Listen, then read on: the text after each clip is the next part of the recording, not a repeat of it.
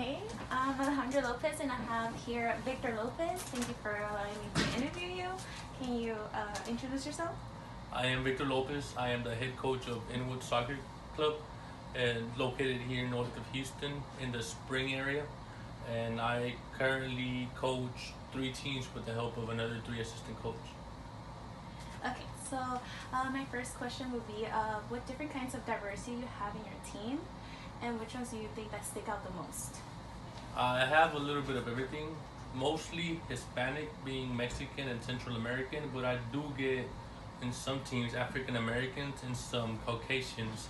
And I would believe that since we're not that diverse, there's only a few of them. I think the African Americans stick out the most, just because they have a little different culture, and sometimes within the same players, they're a little older. The older team is around 16 years old.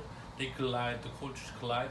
So at times, so I have to step in and litigate between those two. Okay, so my second question would be: have you been in a situation in which a certain teammate has been picked for their race or culture or diversity?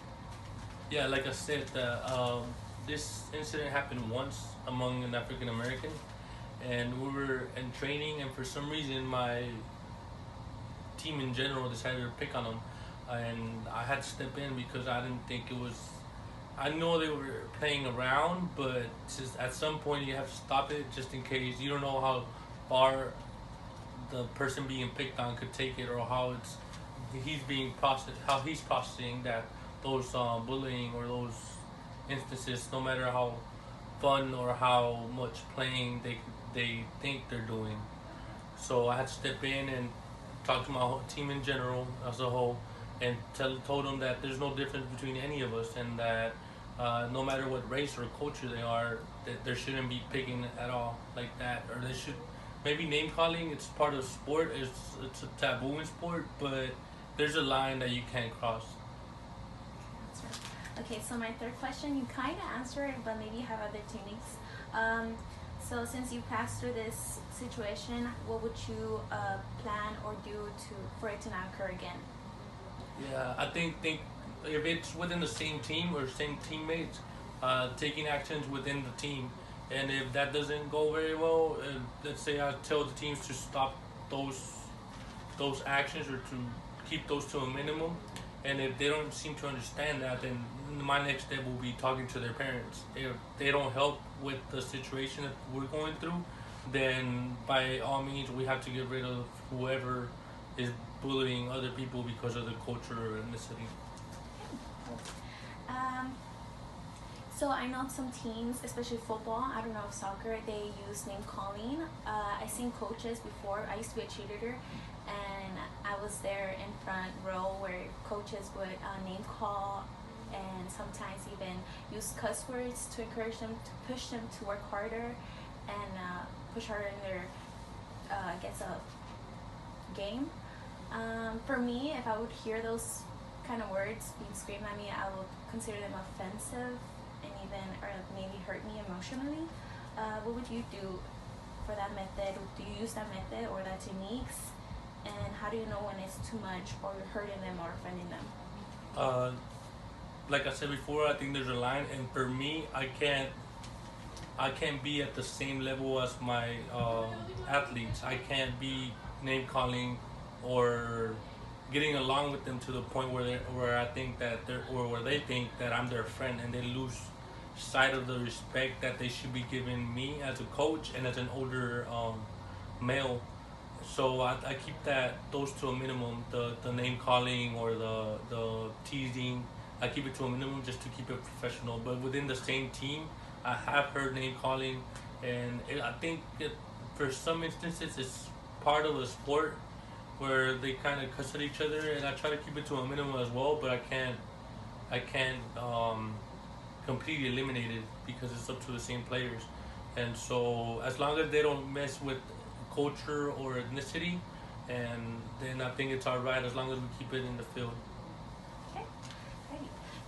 Have you ever experienced the fans of another team, or even mothers? I know there's soccer moms, call out our team or teammate before? Yes, we're a Hispanic Mexican dominant team, and so whenever we go play out of state, we usually get teased on by all the or Caucasian dominant teams. For example, last year we went to up north and we had a situation where the other team we were winning 3-1 and it was the final state final, so the other team started getting angry and decided to take it out on my players by name calling. They started saying racist things like beaners or wetbags and stuff like that. And so what I had to do was just stop the game, even if we were winning, and that was gonna affect us by forfeiting the game. I just decided to stop the game until the ref could assure me that that wasn't gonna happen anymore. And so the ref decided to take the other team fans out of the soccer field, and that's when we kept going. I know you have different beliefs, religion, and culture in your team. How do you accommodate for their rituals? Let's say they miss soccer. You have soccer, I guess, soccer game on a Sunday, and you have to go to church, or for some reason they have to travel out, or they have to fast and not play. What is your approach on that? Yeah, so I have different religions, like you said, and well, some of them I'm not really familiar with the religion. I'm a Christian, so I understand that church is important on Sundays and Sunday mornings. So for the most part, I try to keep the games anything after 1 p.m. That's mostly when everybody's out of church. So that's one way I try to accommodate everybody. And then the second way is, for example, I have another religion where they have church on Wednesday, Thursdays.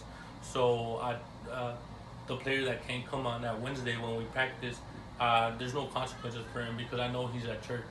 So usually whoever doesn't come to practice can't play the whole time on that Sunday for the game. But for him, we made an exception because it is religion. So it's understandable. All right. Well, that's it for today, and thank you so much for your interview. You did a great job. Thank you.